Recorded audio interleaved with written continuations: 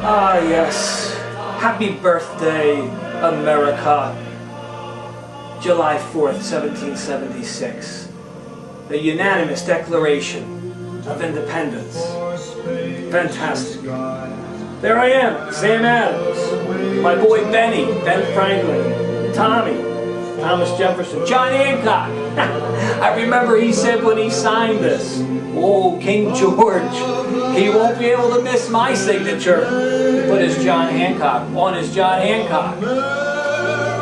What a beautiful day. What a miracle. Who would have thought 233 years later? Here we are. Fantastic. There we are, right there. See that? Your Declaration of Independence.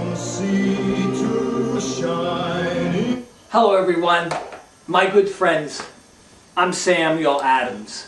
You can call me Sam Adams. Your regularly scheduled host, Sir Joe Fermano, who's usually here with your weekly video blog and the radio show, the How to Use Your Life show, has asked me to fill in for him today. Actually, we have him down getting ready for the parade in downtown Philadelphia. We've got him cleaning out the stalls, the horse stalls. It's a stinky, not a pretty sight, but we're letting him get his hands dirty a little bit. So he'll be back here next week. In fact, when you get this blog thing, whatever you guys call it, by the time you receive this, it will be past 4th of July, but the message is never forgotten. Speaking of the Declaration of Independence, that's why I'm here today. What is a declaration? It's a proclamation. It's an announcement. It's resolve. It's the line in the sand. And when we put our lives on the line, as you know, the 56 signers, what happened to us? Well, I was fortunate to come back in time today just for you. But most of us, many of us, lost our businesses, lost our families, were thrown in jail. Several of us died broke. But we had a dream. We did something that would outlast us. Did you know that in 1776, when we signed this in Philadelphia on that hot, hot day, it was 7 years later, 1783, that freedom really was achieved. People didn't get it, and that was our worry, our concern. But we got out on the street corner, and we proclaimed our declaration. We read the Declaration on the street corners. We put it in the newspapers. We did everything we could, my dear friends, to leave something for you many, many years. And here we are, 233 years later, and we're talking to you today. You know, I remember when we were putting this together, the foundation was Tommy, we call him Tommy, you know, Thomas Jefferson, smart fellow, you know, always his head in his book and always heavy in thought, but if you grabbed him and you engaged him, you got him to talk and he wouldn't stop. But I remember something, you know, I hear this thing about in Philadelphia about the word yo. Some guy Stalin or Sylvester Stallone and Rocky, yo. He coined the phrase yo.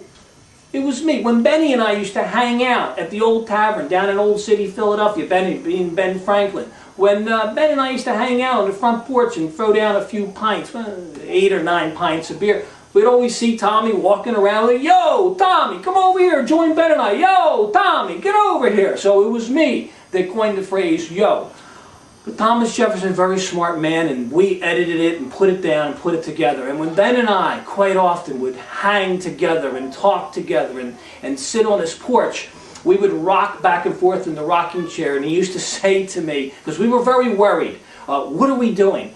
Is this going to work? Are people going to believe in us, that we are willing to put our lives on the line for this? And we would be rocking back and forth on the rocking chair, and Ben would say, Samuel, he used to talk to me that way, Samuel, like, yes, Benny, Samuel. He goes, you know, this worry thing that everyone's worried about, let's just get on with it and sign it. He said, worry's like a rocking chair. It keeps you busy, but it won't get you anywhere. And that's interesting, especially since Ben Franklin invented the rocking chair. So you see, that's what's important. And what I don't understand today is what happened to we, you know, we, the people, the pursuit of happiness. But it's we, not I. You know, I come back for a day today, and these electronic contraptions, iPod and iPhone and iDocking station, and the one thing I do like, that box that you have, you put in the window of your home that conditions the air, the air conditioner. That I like. That you can keep. Boy, when we were signing these documents in the thick of summer in Philadelphia, very stanky down there. I'll leave it at that with the heavy coats and the hair and everything. You can only imagine. But it's not I. It is we. That's why we wrote it that way. We the people. These gadgets, whatever you call these contraptions today, they take away from discourse. When Ben and I would sit and talk, and John Hancock, and John Adams, and Thomas Jefferson, when we would be together, or we would spend a lot of time alone, we would think. We would have those moments to do that.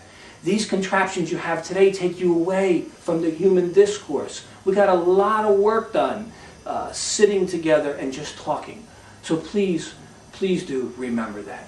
So, the Declaration of Independence. What are you going to declare? What are you going to draw a line in the sand about today? Because that's what this is about. This experiment, this miracle. We had no idea. We had hoped. We had prayed. We had put our lives on the line for it. But what my message is, what will you declare in your life?